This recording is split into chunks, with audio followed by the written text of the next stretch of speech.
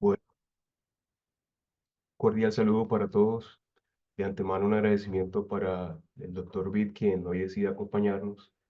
Y el día de hoy vamos a hablar precisamente sobre los psicodélicos en relación con la experiencia mística en el tratamiento de adicciones. Mm, Agradecer también a todos los presentes por estar aquí y bueno, demos continuidad con ese espacio.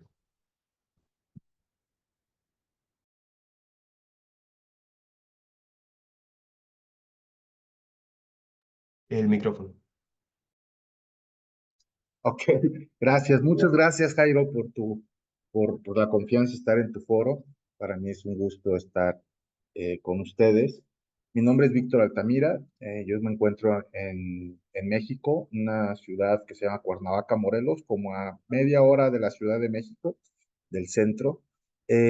Actualmente soy doctorante en desarrollo humano. Tengo una maestría en psicología y una en administración de negocios, pero mi interés está muy marcado a lo que es psicoterapia asistida con psicodélicos y principalmente en el tratamiento de personas que sufren de alguna adicción, ¿no?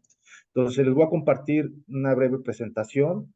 Voy a dejar algunos, son muchas láminas y quise compartir muchas cosas, pero solamente tomé lo que son dos pequeños capitulitos de la tesis, ¿no? Y haciendo esta parte del título que es la conexión divina, psicodélicos y la experiencia mística en el tratamiento de adicciones. Si en algún momento quieren hacer una pregunta, alguna duda, pueden levantar la mano. Si no, al final voy a dejar algunos minutos para atenderles, ¿vale? Entonces, antes que nada, pues muchas gracias. Y voy a iniciar con una presentación que es: buenas noches, buenas tardes. Mi nombre es Víctor y soy un adicto en recuperación.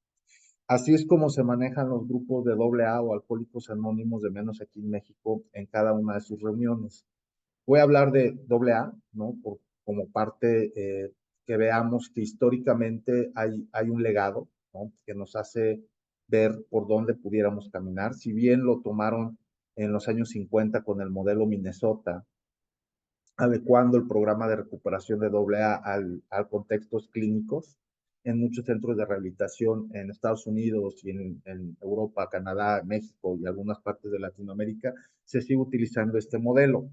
Entonces, dicho esto, pues bueno, vamos a empezar con el primer subtema y con una manera de contexto de la mente adicta y los efectos que tienen los psicodélicos en ella, ¿no?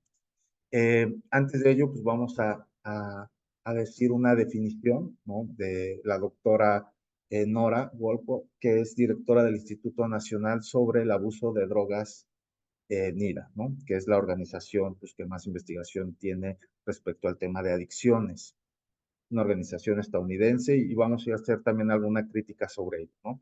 Dice ella que la adicción es una enfermedad, no una falla moral, donde cambia la química de tu cerebro, pero también tu capacidad para elegir conscientemente, ¿no? Esta parte de la adicción es una enfermedad, se puede cuestionar hasta ciertos puntos, eh, y también es muy reduccionista porque a la hora de tratarla como tal, pues bueno, entran unos mecanismos terapéuticos no tan adecuados a la hora de llevarlos a cabo, ¿no? Lo que sí cabe destacar es esta parte de que pierden la capacidad de elegir conscientemente, ¿sale?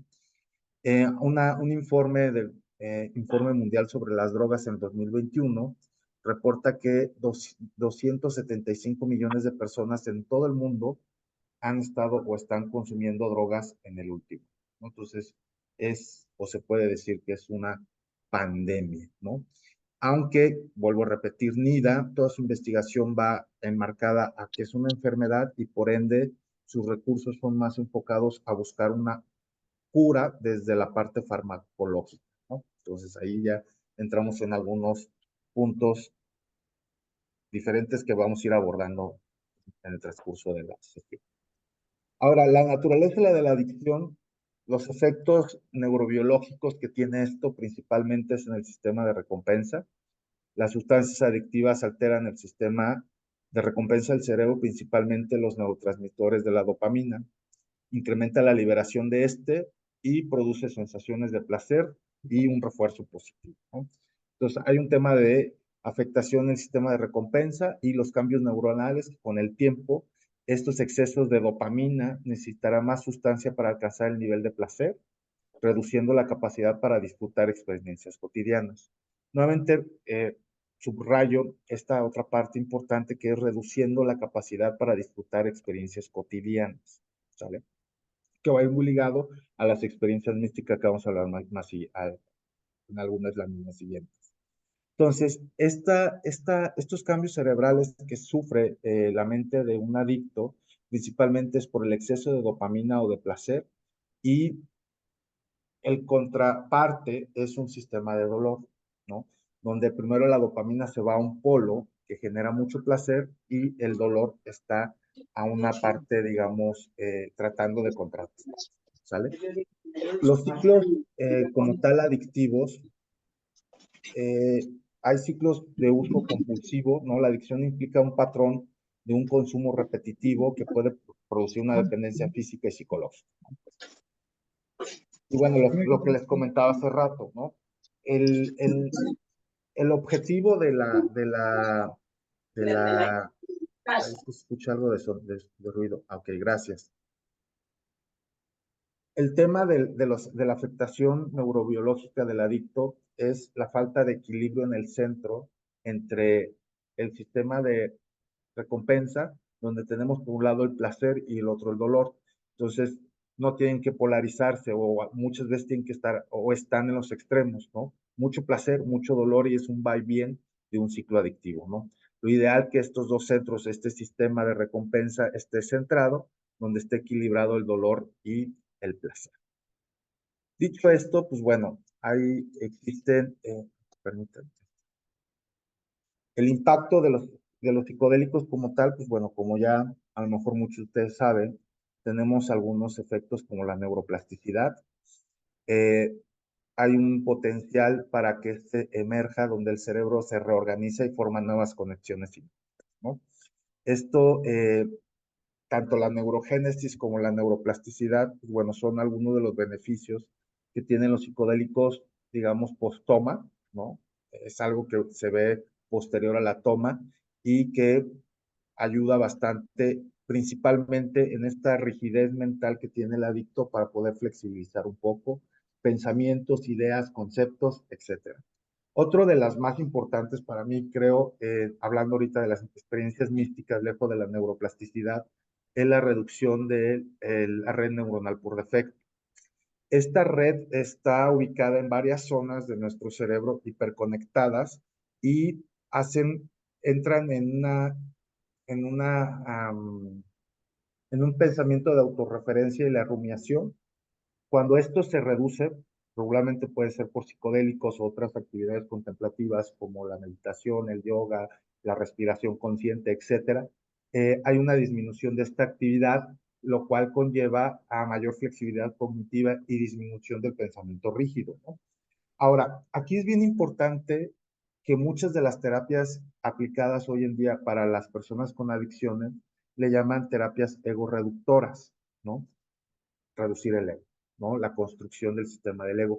La red neuronal por defecto es el asiento del ego, ¿no? Es todo ese cúmulo de pensamientos y creencias en automáticos que se establecieron a lo largo de nuestra historia y que para unos forma una red muy estructurada donde el adicto, hay una frase que me gusta mucho, la mente siempre va a recordar lo que lo calma.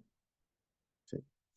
Entonces, la mente va a recordar lo que te calma y si hay un patrón rígido de comportamiento y pensamiento, pues, lógicamente va a ir a este ciclo de adicción, ¿no? Entonces, la red neuronal por defecto es aquel donde se asienta el ego y a la hora de disminuir por alguna actividad contemplativa o en este caso el uso de psicodélicos, pues bueno, va a llegar a tener una mayor conexión con lo que queda y lo que queda es el centro del ser. Entonces, dicho esto, pues bueno, al desconectar la actividad, dice Robin Curtis, neurólogo del Imperial College London, al desconectar la actividad intensa del modo por defecto, los psicodélicos pueden permitir a las personas que vean sus vidas desde una perspectiva diferente y más saludable. Al reducir esta red, eh, todo este conjunto de creencias, valores sustanciales, subjetivos que le damos a ciertas cosas, a ciertos procesos, a ciertos pensamientos, a ciertas ideas, disminuye, emerge todo aquello que está en el inconsciente. Y en este emerger de lo inconsciente, pues viene desde la parte de traumas, ¿sí? Cuestiones de valores significativos ante ciertos sucesos que a la hora de emerger pues se pueden llegar a atender, ¿no? Hablamos de que se quedan emociones atendidas que a la hora que disminuye esta defensa de la red neuronal por defecto, afloran y es donde terapéuticamente ayuda y abona bastante el trabajar con ellos. Dicho esto, pues bueno, los psicodélicos y la interacción que tienen en los ciclos de adicción. Hay mayor receptividad al cambio, ¿no? Cuando las personas entran en un estado influenciado por psicodélicos, la experiencia emocional es más intensa y cognitiva bajo las influencias de los psicodélicos. Puede ser que los individuos sean más receptivos a recibir terapia, ¿no? Hablamos otra vez de este ego aumentado que tiene el adicto y no es porque sea soberbio ni nada por el estilo, sino hay una red muy fuerte establecida y un cambio de comportamiento positivo. Esta eficacia de los tratamientos, pues bueno, no es nueva, de hecho se empezaron a investigar mucho en los 50s y los 60s en Estados Unidos, y en un metaanálisis realizado en el 2016 se encontró que las terapias asistidas con los psicodélicos demostraron una tasa de éxito de entre un 70 y un 80 para dejar de fumar, tratar a la adicción del alcohol u otras sustancias. 70-80% de éxito en el primer año es un dato muy, muy grande.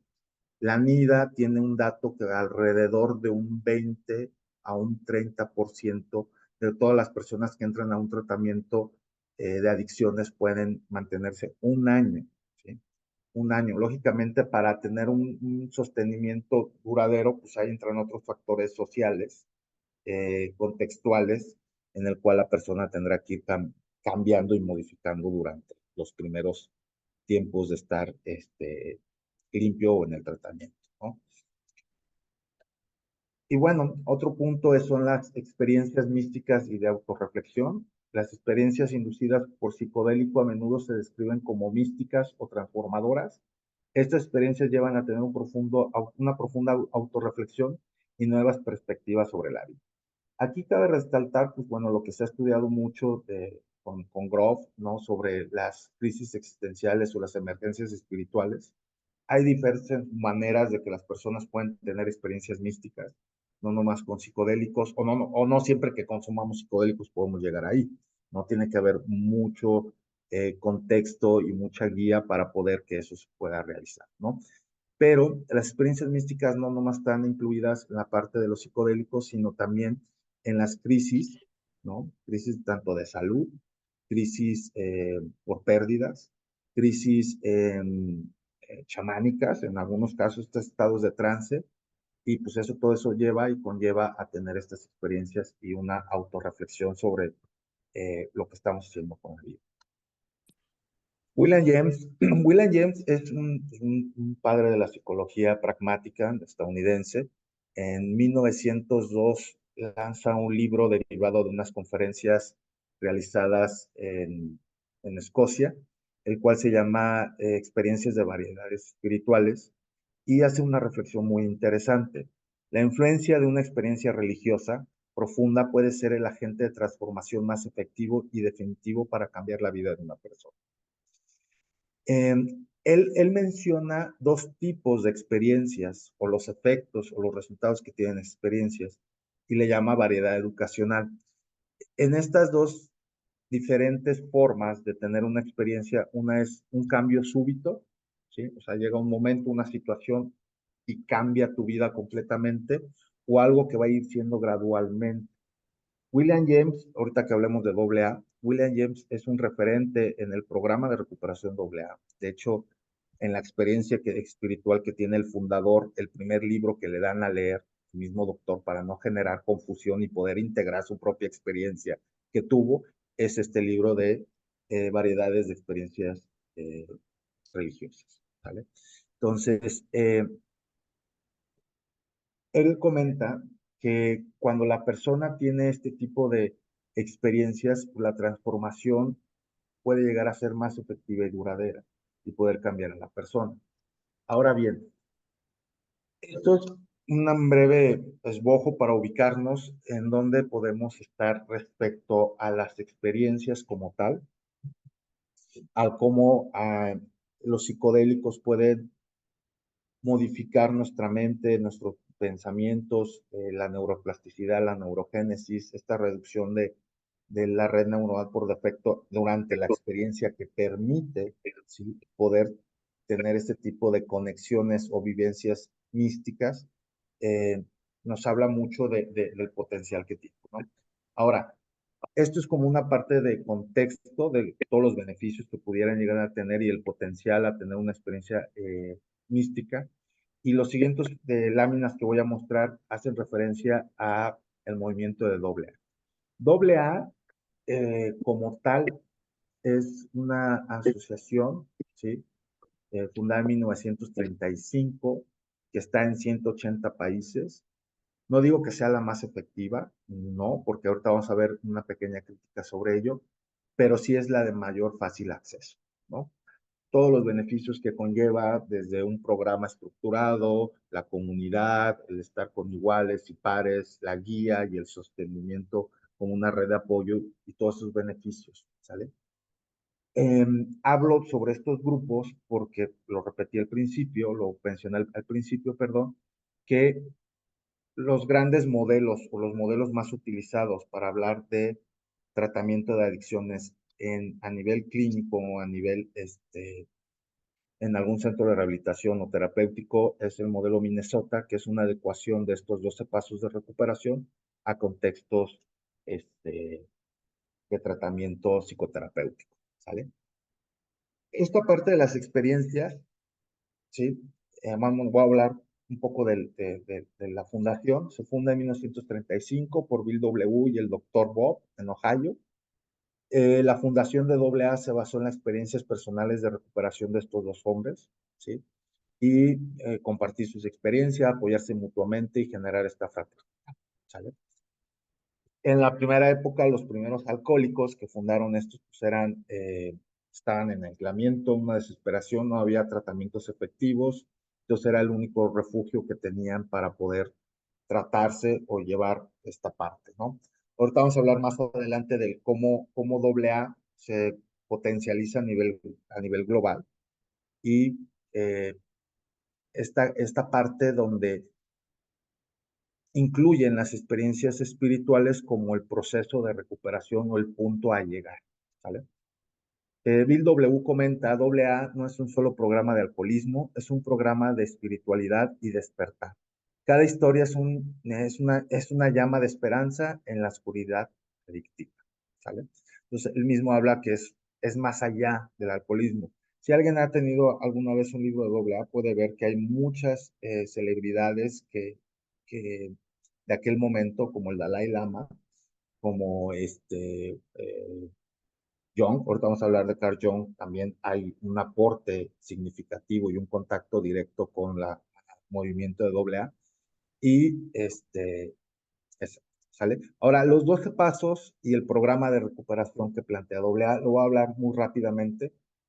Son 12 pasos, es un programa que lleva estas agrupaciones. En la primera parte, que son del paso 1 al 3, es la aceptación y la conexión espiritual, ¿no? Primer paso, admitimos que éramos impotentes ante el alcohol y que nuestras vidas habían vuelto ingobernables.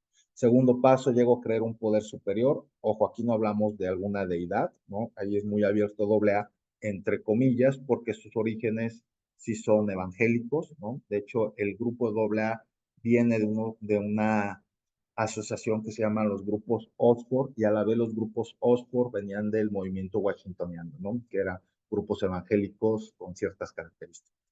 Pero dentro del programa no es incluyente que tengas una orientación religiosa tal cual. El paso 3, decidimos poner nuestra voluntad y nuestras vidas al cuidado de Dios, tal vez tal como lo concibimos. La segunda parte habla del paso 4 al 9, la reparación y el crecimiento espiritual, donde se hace un inventario moral, ¿no? Una estructura de narrativa de sucesos. La quinta es la admisión ante otra persona de este tipo de situaciones. Sexto y séptimo habla como el intercambio de defectos de carácter por virtudes, una readecuación de tu esquema de valores. octavo paso y noveno nos indican sobre esa necesidad de reparar los daños causados a la sociedad o a tu círculo primero, familia, etcétera.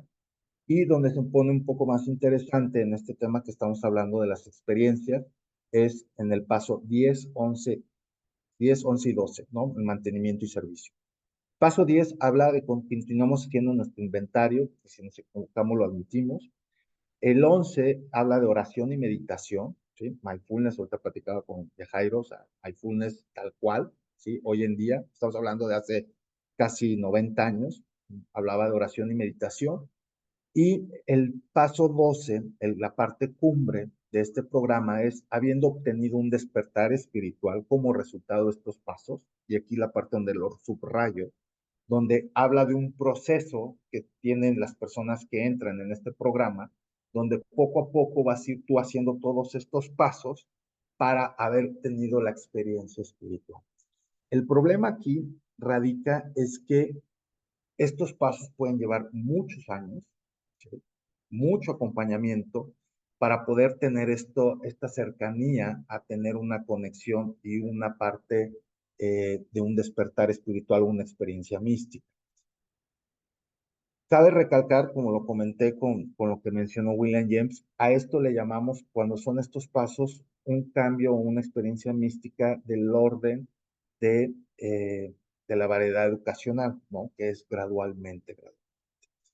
Y aquí, pues, en esa escala de cuando entra una nueva persona a un tratamiento residencial con el modelo Minnesota o a un grupo de AA que está en la comunidad al lado de la iglesia, pues puede ser un proceso muy largo que pues, hay muchas recaídas, ¿no? Hay estudios que se han hecho a las poblaciones de alcohólicos anónimos en Latinoamérica, principalmente en México, donde solamente el 2% de las personas que entran en un grupo, el 2% pueden alcanzar por este camino a sentir y manifestar una experiencia del orden místico o orden espiritual, ¿sí? La mayoría entra en confusión, no saben en qué momento, no hay mucho que hablar sobre ello, ¿sí? Simplemente está mecanizado a este proceso. Y bueno, este, entonces, dice el doctor Bob, que es uno de los fundadores, el progreso espiritual nos libera de las cadenas de la adicción y nos conecta con algo más grande que nosotros.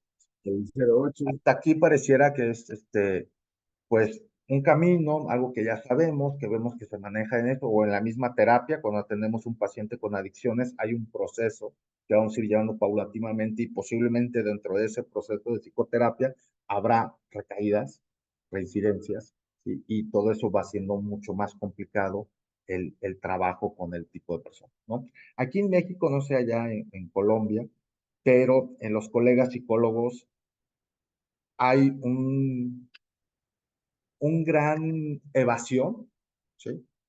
Por especializarse con adictos. O sea, egresa, yo fui maestro de la facultad de la universidad de mi estado y a la hora de hacer, pues, la mayoría de los psicólogos que egresaban, pues vámonos a la parte laboral, a la parte educativa, sí voy a hacer terapia, pero no me meto en temas de adicción, ¿no? Porque es complejo.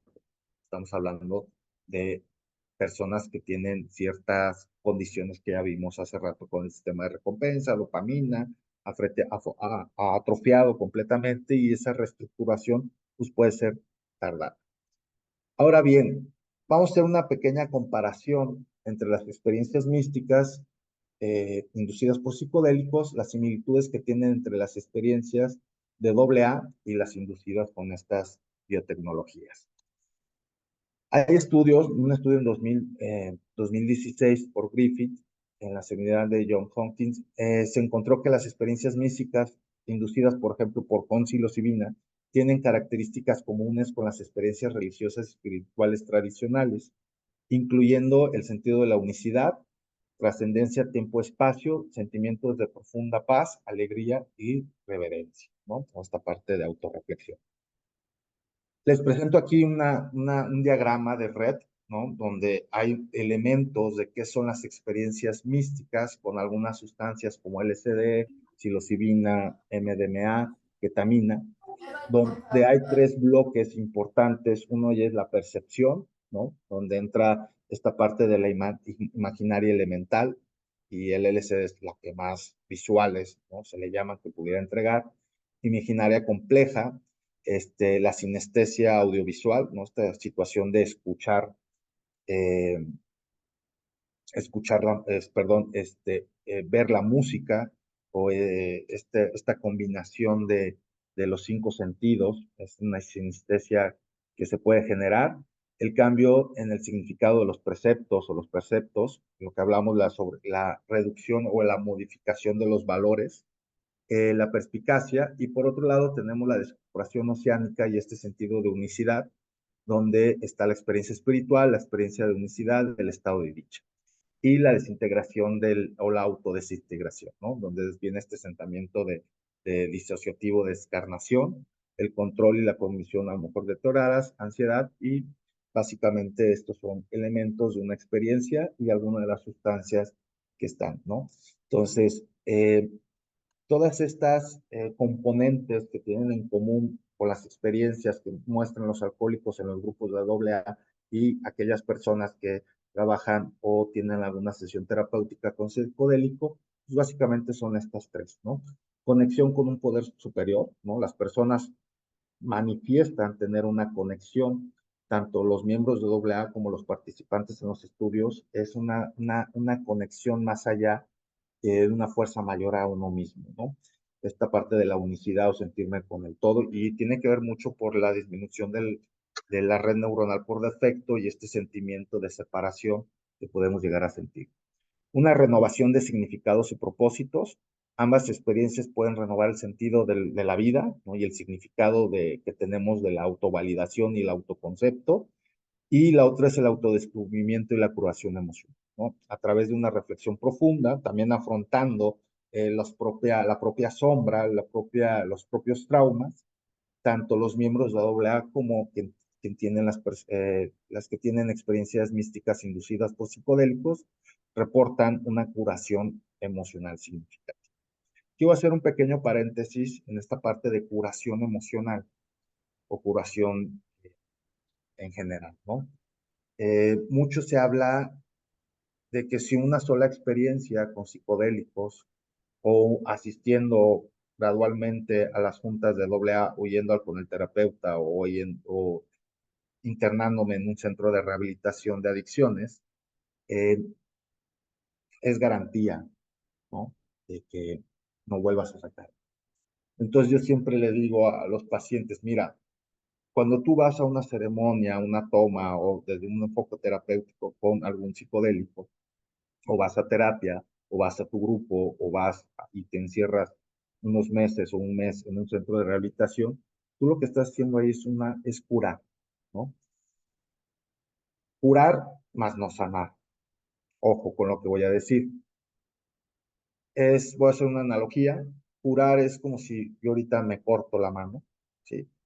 Y necesito esta herida que sea curada. Entonces voy al doctor, al hospital, y el doctor me va a enjuagar, me va a poner cierto medicamento, me va a vendar, y él lo que está haciendo es curar, no está sanando, ¿sí? Él te va a agarrar y te va a decir, vayas a su casa, siga estos consejos, no coma carne de puerco, no trate de limpiarse recurrentemente, use agua oxigenada, etcétera, etcétera. Y si se cuida y sigue estos puntos, en 2 semanas ya tuvo que haber sanado, ¿sí? Y va lo mismo, ¿no? Cuando yo voy y te hago una toma con psicodélicos, etcétera, yo voy a curarme. La sanación es una actitud posterior que tengo que hacer con la integración de mi experiencia, ¿sí? Si no, esa herida emocional que aflora va a regresar, ¿sí? Entonces, ¿tiene un potencial de sanación? Sí, siempre y cuando se lleve la integración de todos los elementos que se viven en la experiencia, ¿sí? Aquellos cambios que en esa experiencia me marcó que yo debo de realizar, si no, pues simplemente se vuelve como un bypass, ¿no? Un bypass espiritual muy sonado hoy en día en la nueva era, ¿no? Bueno, entonces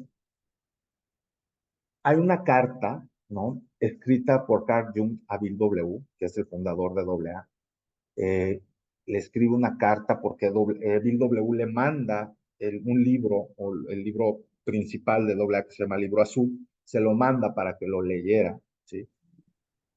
Y Carl Jung le contesta afirmando que la recuperación del alcoholismo a través de una experiencia espiritual genuina era crucial, ¿vale? Entonces, dejemos a un lado todo el beneficio de la neuroplasticidad, que es un efecto colateral, toda la parte de la terapia cognitivo-conductual, de muchas otras herramientas, donde si no entra este tipo de personas, en la mayoría de los casos, a una experiencia espiritual mística, se pondría a dudar la recuperación que puede llegar y que sea prolongada principalmente. Y bueno, como último subtema, ¿no? Ya vimos esta parte de los psicodélicos, la mente adictiva, la segunda parte de AA y lo que maneja su programa. Ahora vamos a hablar de Bill W., ¿sí? Y esta parte de su acercamiento con los psicodélicos.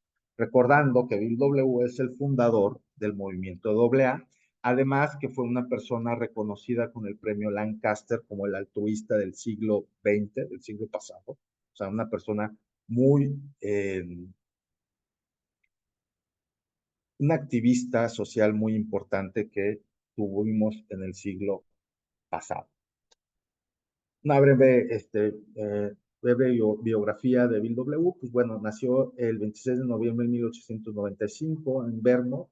Su infancia estuvo marcada por inestabilidad familiar, abandono del padre.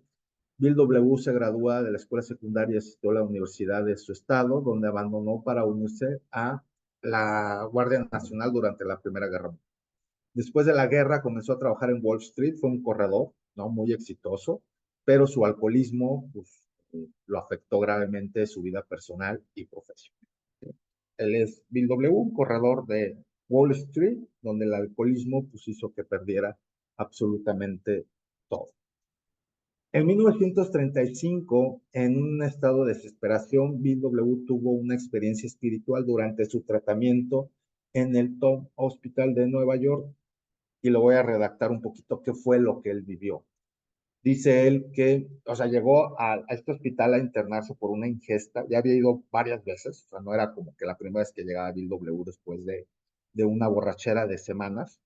Llegó al hospital nuevamente y fue atendido, fue medicado, ¿sí?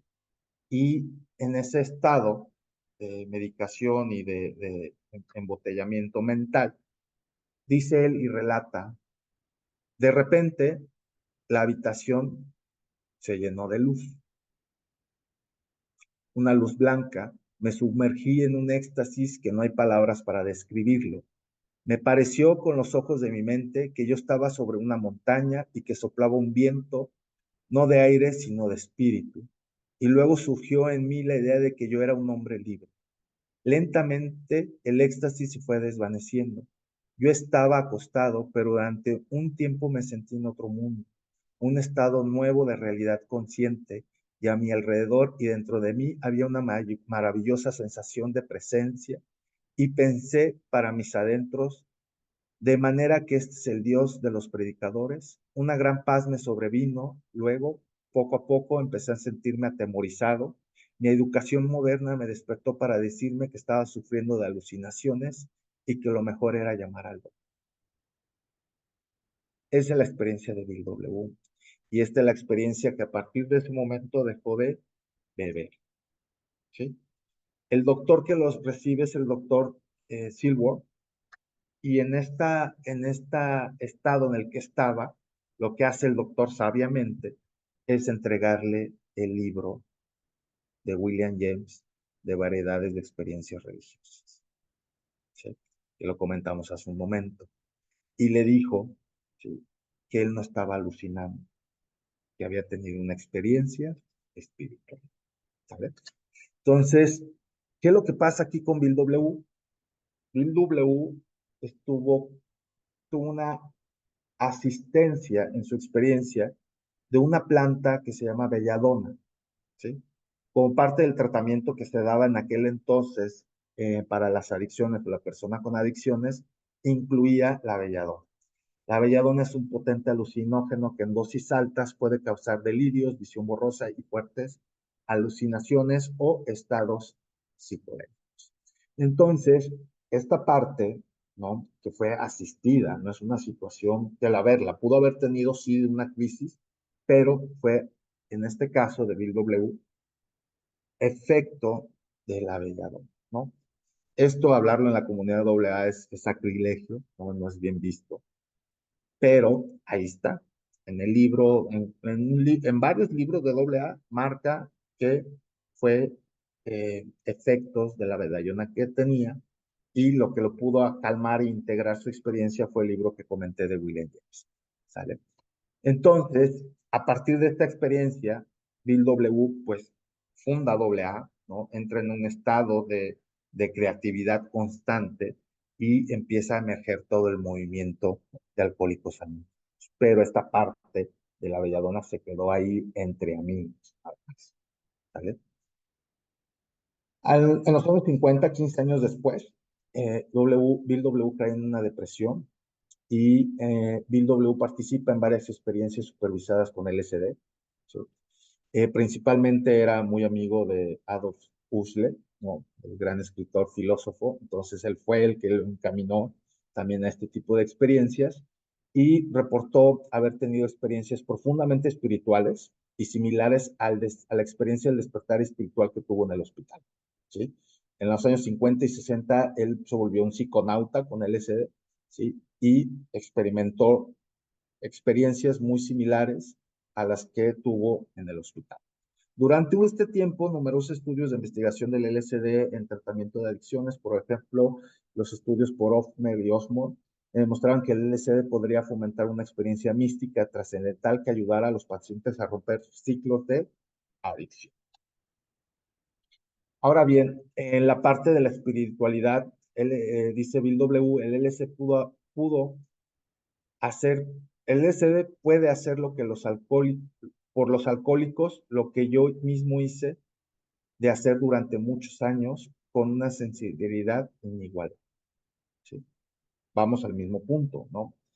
Dice, el LSD puede hacer que los alcohólicos tengan lo mismo que yo tuve, pero yo lo tuve con años de una sinceridad inigualable, ¿no?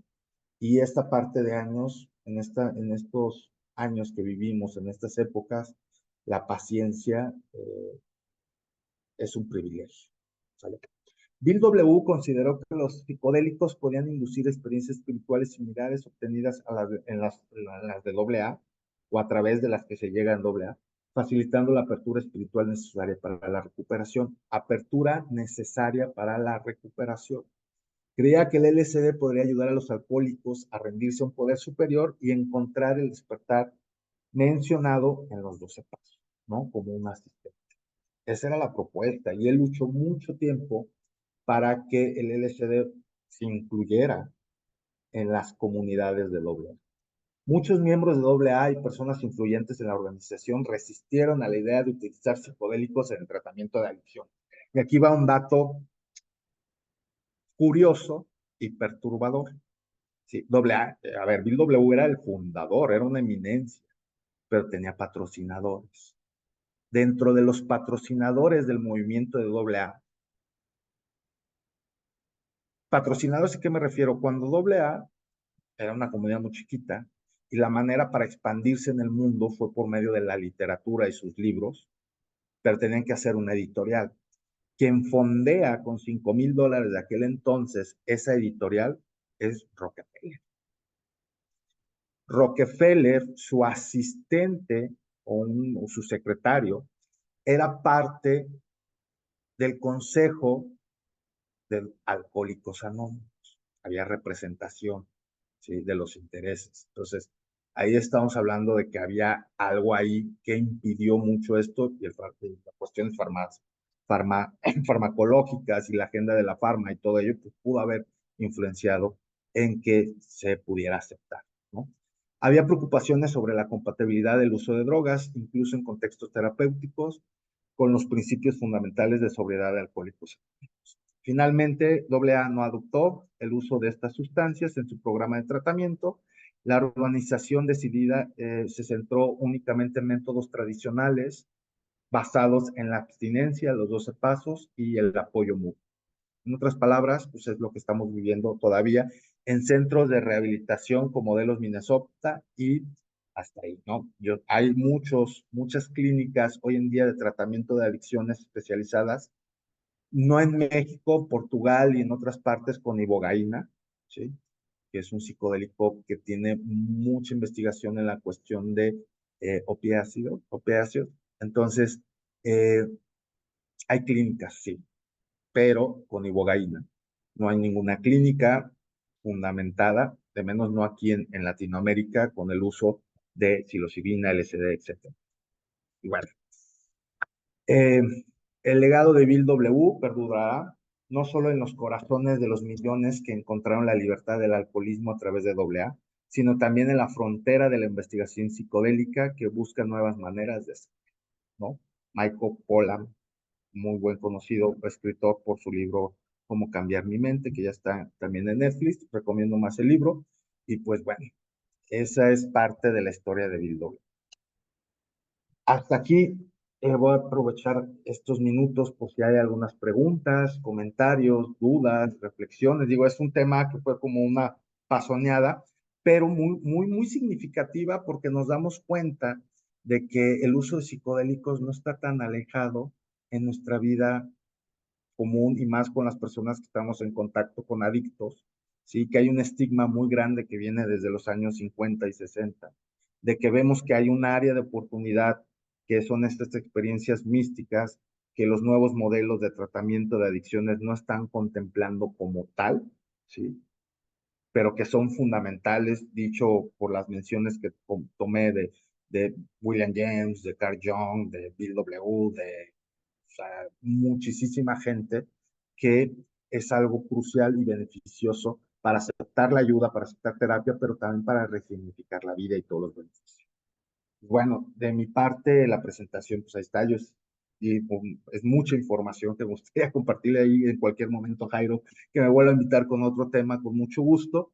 Y pues bueno, hablo este espacio también para si hay dudas, preguntas, observaciones, comentarios. Adelante.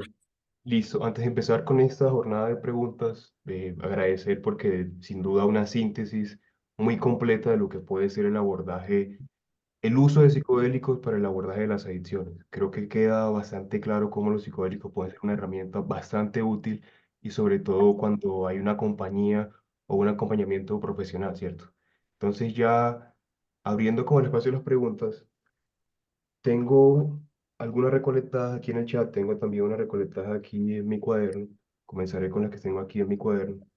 Y es por lo menos, al momento de usar psicodélicos para el abordaje de las adicciones, cómo de algún modo atacar o cómo de algún modo confrontar esta barrera de estigma que se puede generar por el uso de psicodélicos en sí mismo y ahora hablar el uso de psicodélicos en adicciones y cómo se puede relacionar con el modelo de abstinencia absoluta, ¿cierto? Que es, digamos, una de las metas que se propone el sujeto que se encuentra en un proceso de rehabilitación.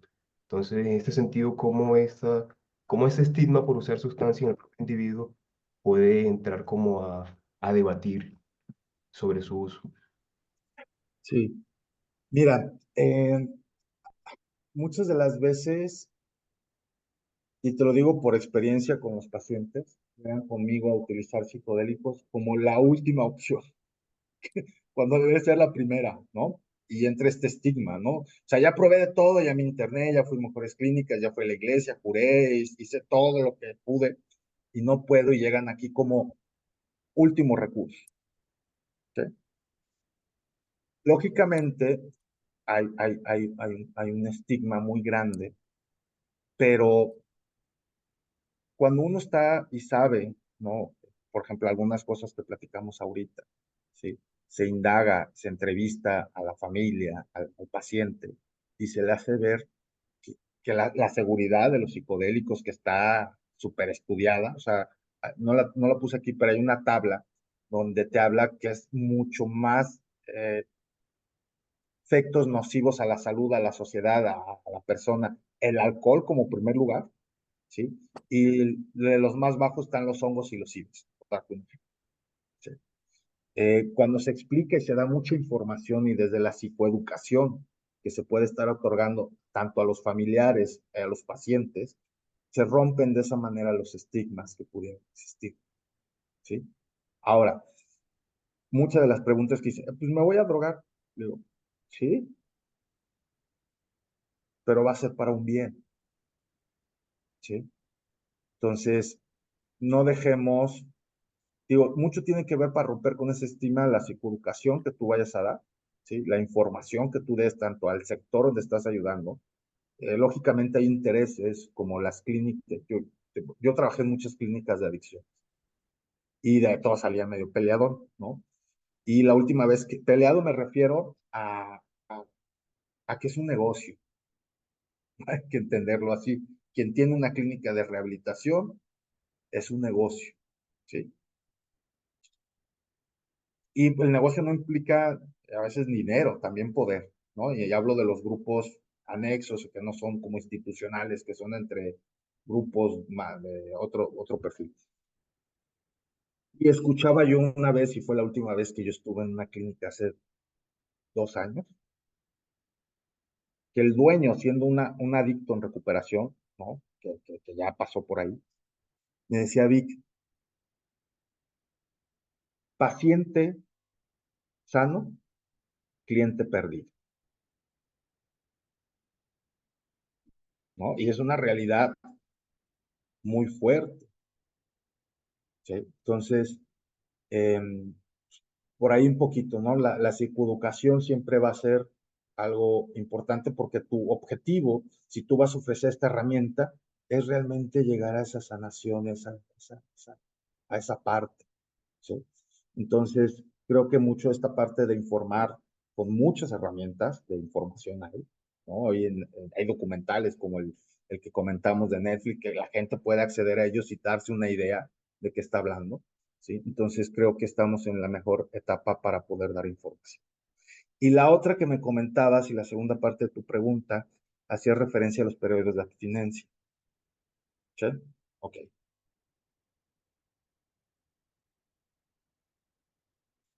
Mucho acompañamiento, pues, pues las personas pueden llegar a tener una experiencia.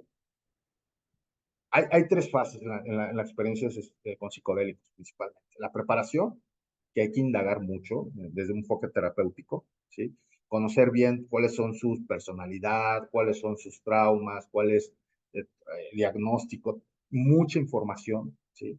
Se hace la toma, inmediatamente la integración tiene que ser, y la integración es hasta 2 sesiones al día, a la semana posiblemente, de estar acompañando a esa persona, darle los recursos necesarios para poder, este craving, que a ver, si la experiencia mística es satisfactoria, no va a haber eso realmente.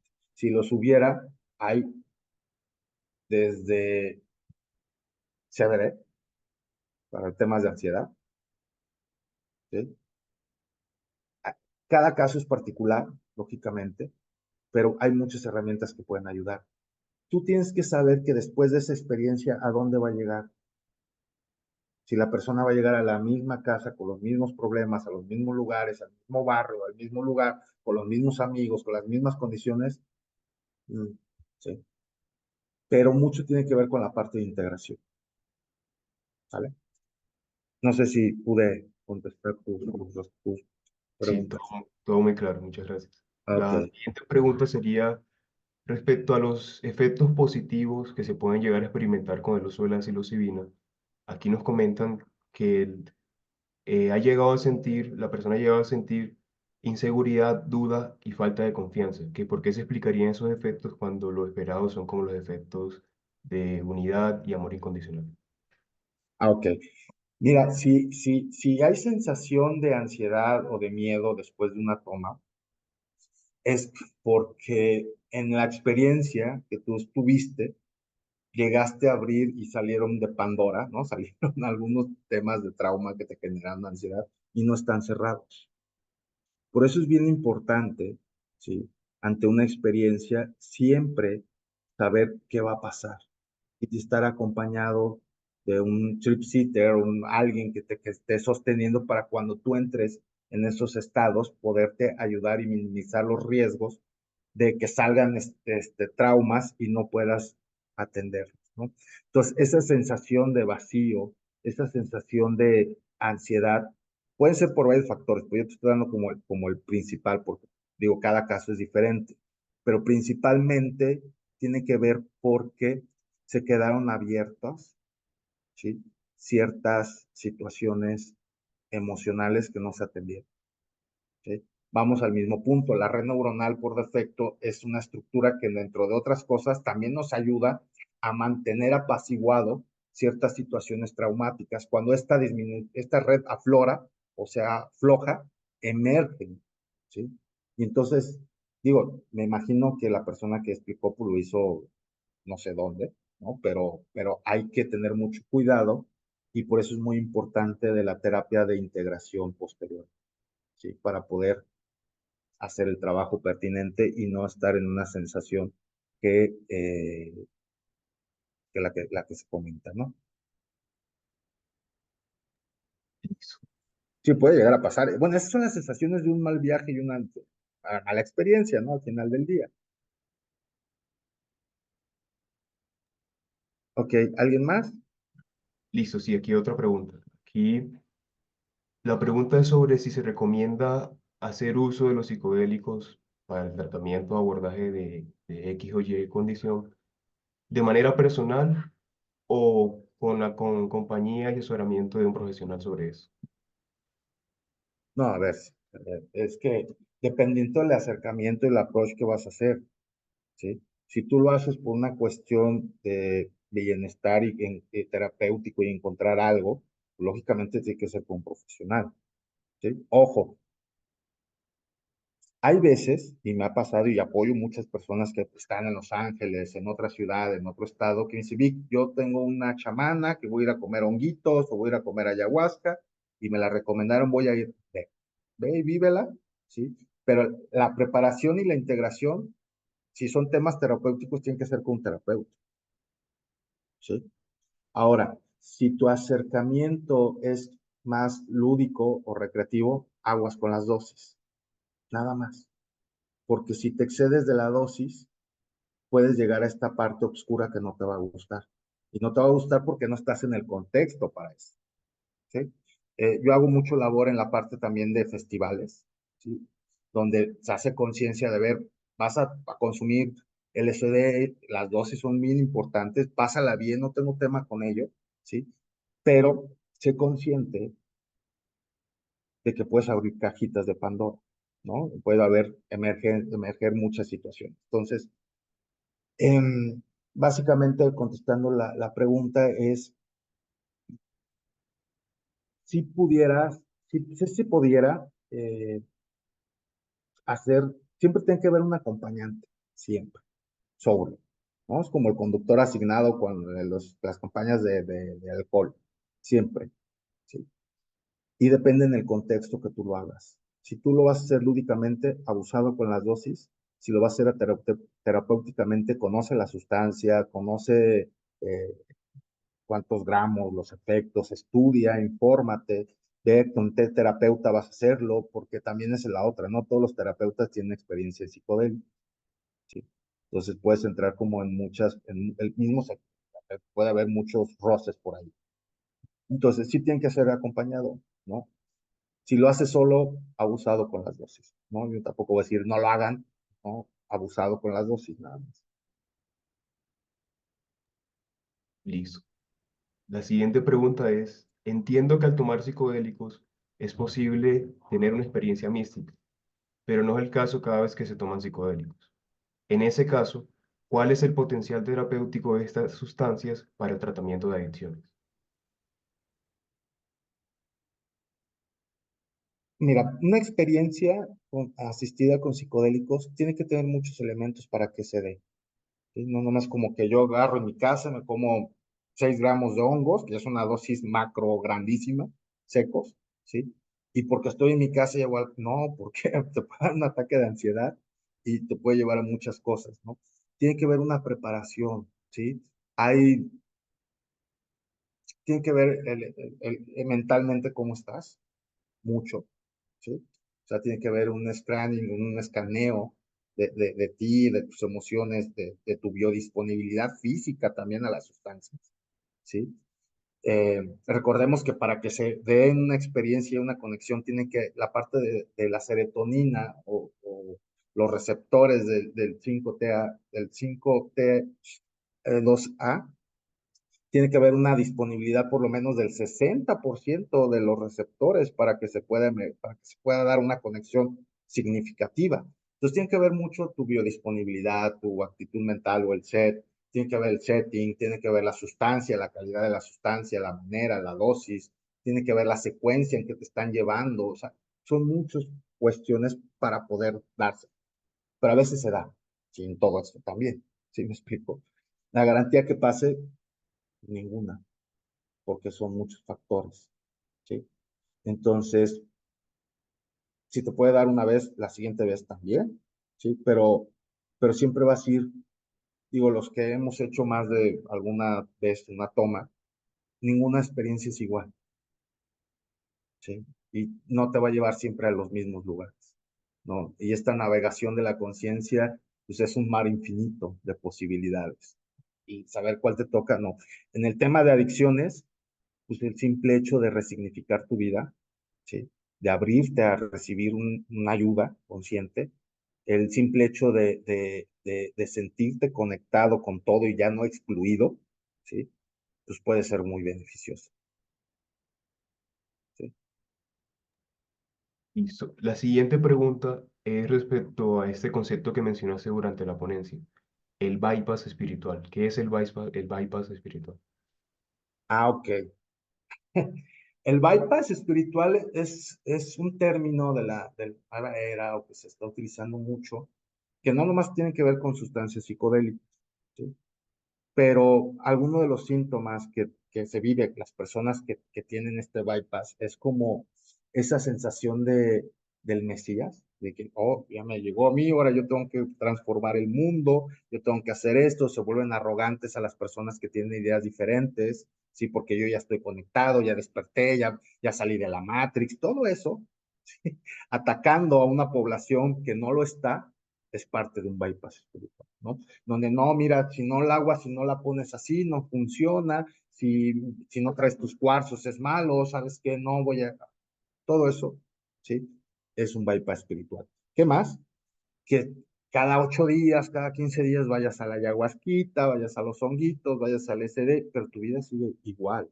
Entras en una soberbia espiritual muy fuerte, ¿sí? Donde a ver, aparte no hay manera de que alguien te pueda decir algo porque entonces está en contra y como no ha despertado y no es consciente, hay un ataque. Tú métete en Facebook, ¿sí? Y ve esos grupos espirituales de apertura de conciencia, medicinas sagradas y todo eso.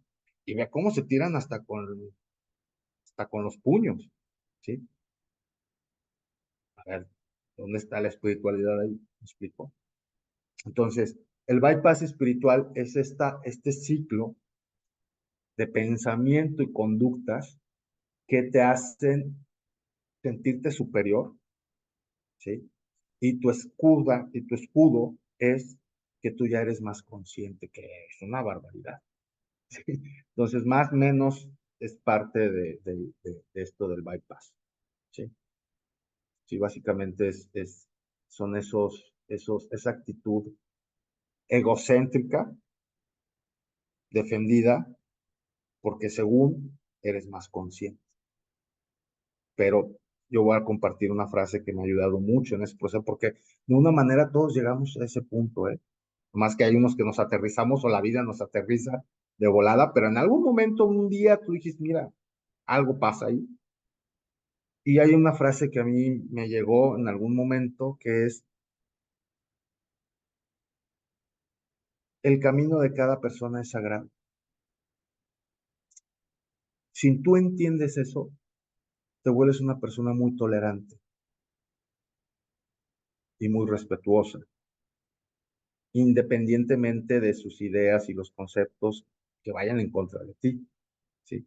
Entonces, Para resumir, el bypass espiritual son estas actitudes que se toman egocéntricas, basadas y defendidas por tus experiencias espirituales, por tu nivel de conciencia, aparentemente, o tus conocimientos, pero muy enfocado en la parte mística o espiritual.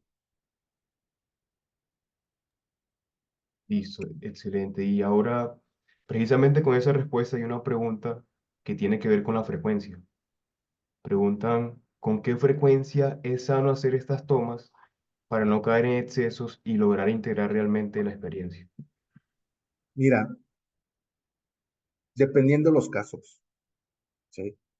Yo te puedo, depende mucho de los casos, pero de manera general yo lo que puedo recomendar sin conocer a la persona es por lo menos de 4 a 6 meses de cada toma, ¿sí? Hay casos que me han tocado de personas que vienen por adicción al crack, ¿sí?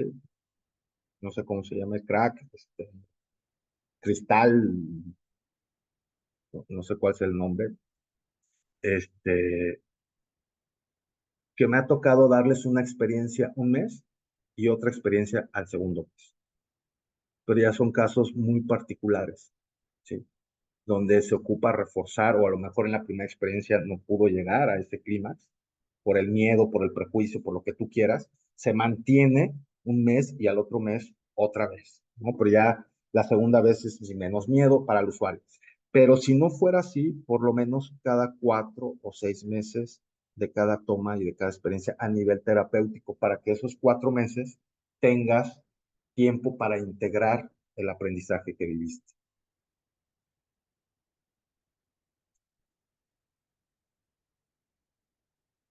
¿Sí? Listo, creo que queda bastante claro. Entonces, la siguiente es, ¿cuál es el impacto a nivel cultural del uso de psicodélicos? Híjole, creo que bastante, ¿no? Hay un impacto fuerte, te lo comentaba hace rato. Este, pues imagínate, a ver, son muchas vertientes. Los psicodélicos tienen un potencial para tratar trastornos, ¿no? No me gusta la palabra, pero bueno, de duelo, estrés postraumático, adicciones, resignificación de la vida, bienestar, etcétera, ¿no? Tiene un área muy importante en el arte, y no es tampoco que lo saquemos ahorita a relucir, pero un montón de personas, artistas, han utilizado para el proceso creativo, ¿no? Ahorita de entrada, Enrique Bunbury, cantante español, ¿no? De los Héroes del Silencio, sacó un poemario que se llama Microdosis, que lo escribió en un proceso de 2 años de microdosis con psilocibina, ¿sí? Si han leído el libro de Carlos Castaneda, ¿no? Las enseñanzas de Don Juan, el prólogo lo escribe Octavio Paz, premio Nobel, ¿no? Y lo escribe de una manera, a ver, este hombre consumió, porque ¿quién puede hablar de sustancias sin conocerlas? ¿Sí? Eh, Música, pues, infinidad, ¿no? Entonces, el arte es un impacto cultural, los negocios, ¿no? Te comentaba que también en la parte de adicciones veo mucho la parte de liderazgo. Entonces, imagínate los líderes más conscientes, ¿sí? De una empresa, de una organización, me ha tocado atender políticos, ¿sí? Digo, no todos los políticos quieren, pero alguien que busque realmente hacer un bien a la comunidad, ¿sí? Entonces, el impacto es enorme en la manera positiva. Cuestiones negativas, ahí sí hay mucho que hacer y alabo el trabajo que llevas, Jairo. Si no nos organizamos, nos van a banear. ¿Qué pasa? Que hoy en día los psicodélicos es un negocio también, ¿no? Mucha gente hace ceremonias, tomas, bueno, aquí en México no sé allá, ¿sí? Que garrafales, donde hay policonsumo. ¿Qué quiere decir policonsumo? Consumo hoy en la noche ayahuasca y en la mañana sapito, ¿sí? O changa, o otra cosa, ¿no? Y y no es una persona, van 20, 30, 40, 50 gentes. ¿Sí? El apoyo no hay, pero está envuelto en esta parte ancestral que está bien, o sea, yo no tengo tema con eso, ¿sí? El problema es que sale un montón de gente muy afectada a nivel psicológico, y eso es una realidad, ¿sí? Desde brotes psicóticos hasta, y eso es muy grave, eh, síndromes eritonérgicos que te puede llevar a la muerte. Y entonces, si no tenemos cuidado de eso, lejos de que ahorita se está abriendo la puerta y se está abriendo desde la parte terapéutica. O sea, nuestra prohibición que nos dieron en los 60s y los 70s fue porque era malo para la salud. Entonces, la llave que vamos a abrir para que se vuelva a legalizar y sea más abierto, tiene que ser desde la salud. Pero si hay estos movimientos que vienen de rebote, ¿sí? Por el bypass espiritual de muchos de esos dirigentes, ¿sí? Podemos llegar a tener una afectación a la cultura de hoy en día y la estigmatización con la sustancia, ¿sí? Entonces, el impacto es grande, tanto positivo y negativo, si no lo llevamos. Listo. Para ir cerrando, ¿existe algún protocolo aplicado y probado para ese tipo de propuesta de tratamiento? Protocolos como tal para adicciones solamente ibogaína, ¿sí? Hay protocolos para psilocibina, sí, aprobados no, pero sí los hay. Ahora, a ver, en un curso que tomé hace algunos meses de una persona que está muy, digo, es profesor de MAPS, ¿no? Entonces, nos dio un curso aquí en México y la onda en la que estamos hoy en día en la parte de los psicodélicos es, hay carta abierta, ¿sí? Hay carta abierta para que no te quedes nada más con la parte de sostener una experiencia, ¿sí? Hay carta abierta como profesionales, ¿eh? De que innoves, de que te documentes y que experimentes con responsabilidad y ética, ¿sí? Porque tal cual los protocolos, yo te voy a decir una cosa, es muy diferente trabajar con personas en Estados Unidos por la cosmovisión del mundo y muchas cosas que con un latino. Entonces, sí hay protocolos, sí hay mucha información, pero clínicamente así aprobadísimos y bogaín como tal, para adicciones, ¿sí? Listo. Y finalmente, una última pregunta es respecto al mindfulness como un elemento transversal en la psicoterapia asistida por psicodélicos o con psicodélicos y toda la utilidad que tiene para integrar la experiencia mística es recomendaciones sobre cómo formarse en mindfulness aplicado a psicoterapia asistida en psicodélicos. Ok. Mira, como tal ahorita, yo fui a un curso, a un entrenamiento el año pasado, en febrero del 2023, con Ron Siegel de la Universidad de Harvard, del Medical School de Harvard, que hizo una asociación de trabajo con el Instituto Mexicano de Mindfulness y nos fuimos una semana a la Ribera Maya, ¿sí? A trabajar lo que es mindfulness, compasión y psicoterapia asistida con psicodélicos, ¿sí? Como tal, la formación de ambas no lo está todavía, ¿sí? Pero lógicamente, si tú te certificas en mindfulness, tomas cursos de psicoterapia asistida con psicodélicos como profesional, ¿sí? Eh, digo, tienes las dos herramientas, ¿sí? Como tal, no está. De hecho, una de las cosas, te decía que tengo conocidos allá en Bogotá, eh, que es instructora de mindfulness, lo que buscamos es hacer un taller de mindfulness, psicoterapia asistida.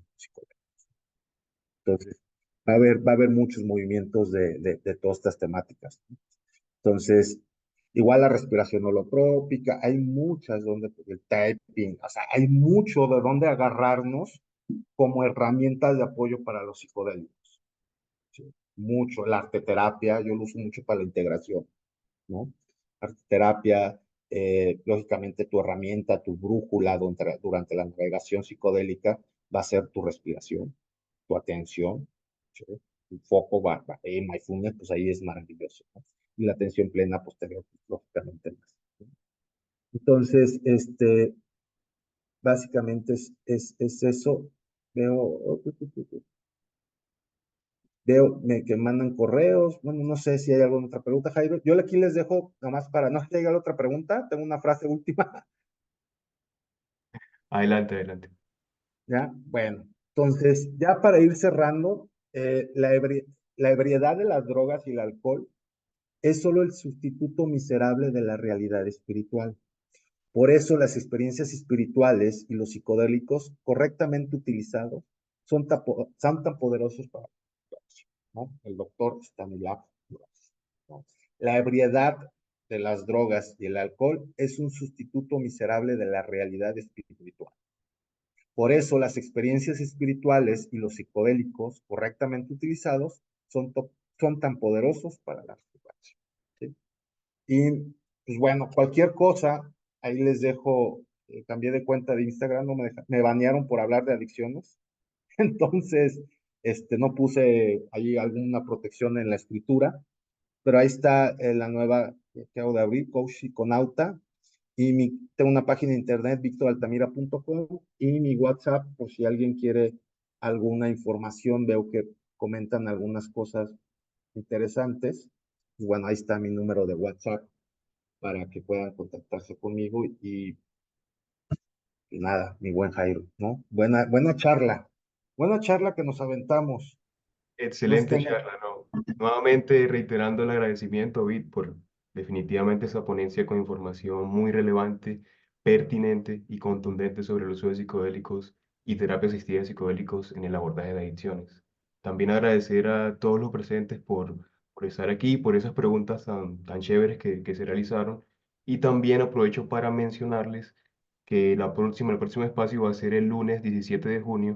Vamos a hablar sobre salud mental en el uso de sustancias psicoactivas desde un enfoque social y va a estar a cargo Emma Rodríguez. Entonces, ya nos estaremos viendo nuevamente. Muchas gracias, Pete, por esa excelente ponencia. Ok, ahí hay alguna pregunta muy larga que no, la persona que crees quién es.